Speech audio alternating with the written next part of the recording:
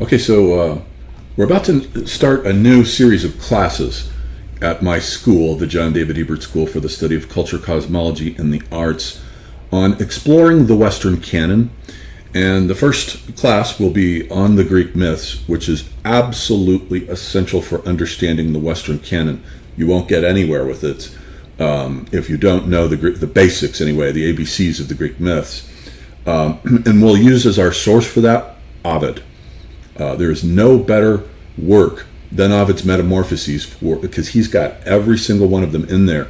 He's a Roman living in the time of Augustus Caesar and looking back over and surveying all the myths and gathering them under one roof. We'll also read Hesiod's Theogony, which is much shorter, but also essential because even though Hesiod lives a century after Homer lived 750 BC, Hesiod 650 BC, but Hesiod was a landlocked Boeotian farmer, and his myths are much, much older than Homer's myths. Homer's are purely Indo-European, mixed, of course, with the peoples that were conquered on the whole Greek peninsula there, who were mostly goddess-worshipping, peaceful farmers who were conquered, and the myths by Indo-Europeans, and the myths reflect that, especially in Hesiod. The class will start on Saturday, October 5th, 2 p.m. MST, and then we'll continue that for a complete 8-week cycle until November 23rd. And this is the page for enrollment. If you would like to enroll, I would prefer, though, that instead of enrolling on Teachable, that you contact me at my Gmail, because it works out better that way for me, financially. The class costs $250 to attend it live. But if you just want a subscription to the videos, because the classroom discussions are recorded each week, it's $150 to receive those in your Gmail each week.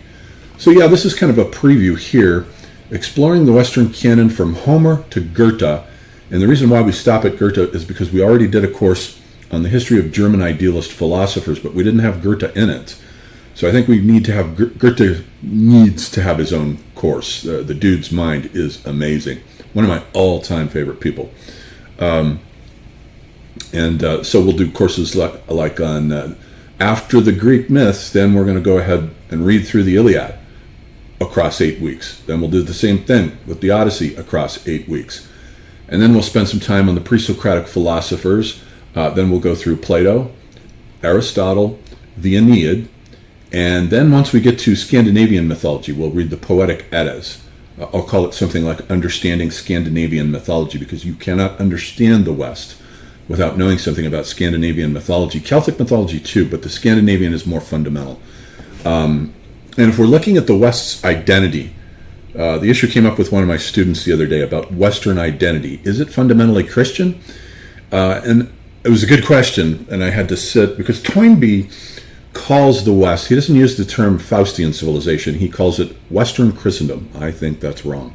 I don't think Christianity is the true form of cultural identity in the West. It's the Western canon itself, with the central myth of the metaphysically unique individual as a species unto himself, lost in infinite space. That's the West's identity. That's what you will get from every single one of these guys, starting with Siegfried. Siegfried is one of the loneliest characters in the history of literature, and that sets the prototype for the lonely character down through Hamlet and Shakespeare's invention of the monologue, which only the Faustian civilization could have come up with. An individual addressing infinite space as his audience. That's what the monologue is. So we will find the core of the Western identity not in Christianity, which is a pseudomorphosis. It's a false formation that belongs to a different civilization, namely the Magian civilization, which is Abrahamic plus the Persians and the Byzantines, according to Spengler, and I think he's right about that, for which the primary Ur symbol is the world as cavern. The Ur symbol is just the opposite. It comes from lightning striking gigantic trees, huge oak trees in forests that you can't even, it's like Mirkwood Forest in Scandinavian culture. You can't even see the sky. But you can feel that power of those lightning thrusts, and that's Faustian. That's the core of it right there. It has nothing to do with Christianity. Christianity would inevitably crack and disintegrate and slide off because it doesn't belong to the West. It's Magian. It's not about the individual. It's about the group, the consensus. The social unit there is the consensus. We believe that we Manichaeans believe these ideas that those Nestorian Christians over there or those Monophysite Christians over there don't have, that because they have different consensus social formations. That's a different world. That's another time, another place geographically that has nothing to do with the West. We are not fundamentally Christian. So we'll also look at Beowulf and Dante, Leonardo da Vinci for sure, and I'm going to include European art in this. We won't just read works of philosophy and literature, we will also study the art. So we'll do a whole class on the history of European art. That one I'm very much looking forward to. I've been planning that one for a long, long time. And then we'll go through, I guess, 8 of Shakespeare's best plays, read the entirety of Paradise Lost, and then we'll get lost in the mind of Goethe for a while and his awesomeness. Okay, so the curriculum for this first course on the Greek myths will just be Ovid's Metamorphoses divided. There's 15 chapters, so roughly 3 chapters a week, but that's always flexible. And we'll finish off by glancing over Hesiod's Theogony. Okay, it says here this course is closed for enrollment. That's not supposed to be the case. Go ahead and I will fix that. I didn't realize that was inactive. It should not be the case. I'll fix that. Don't worry. If you want to enroll, just contact me directly. Don't go through Teachable. You're only allowed to have, with the subscription to Teachable that I have, 5 classes published at a time. So this is why they only let me have a couple of classes here, Understanding Mason and Dixon, which were just on the second class for that one.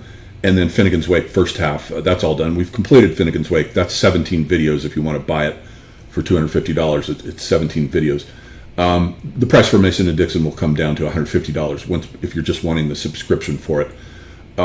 Okay, so just contact me directly, johndavidebert@gmail.com, and I'll enter you manually into this course and figure out why it's still closed for enrollment. It should not be. But I'll investigate that. Keep in mind, I also do astrology readings. Those are $150 an hour on Zoom, typical astrology fee.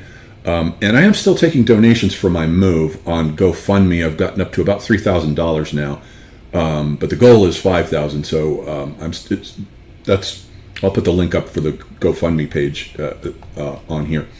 All right, that's it for now. I'll hopefully see you in class.